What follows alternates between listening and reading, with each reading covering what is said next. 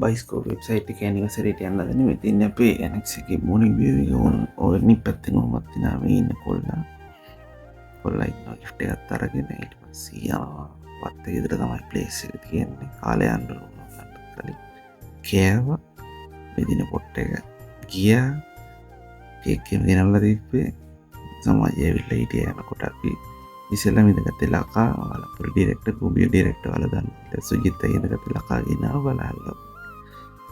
ඊට පස්සේ කේක් කැපුවා. එතන ලකා හරියට ලස්සන ජෙස්ට් එකක් දෙනවත් දෙක එකතු කරලා වැඳලා ඒක හරි ලස්සනයි. හදවතින්ම කරන දෙයක්. ඊට පස්සේ කොල්ලෝ ඉඳගත්තා. බයිලා ටිකක් ගැහුවා. ඊට පස්සේ ආයිත් කොල්ලන්ගේ බයිලා තියෙන්නේ. ඊට පස්සේ ඊට පස්සේ මාවල ඩීසි වලියක් ගියා. ඊට පස්සේ එතනින් ඉවරයි. ඊට පස්සේ වෙච්ච දේවල් මම අහන්න ඉපා. ඊට පස්සේ මේ මොකද කියලා මතක නැහැ. මේ ගැටලුවක් තියෙනවා. ඊට පස්සේ ඉතින් ඔතනින් අර වීඩියෝ නැහැ. ඉරුප්පතේ කරේ දාගෙන තමයි ගියදර ආවේ කොහොම හරි. ඉවරයි. අත් ලොග් එකකින්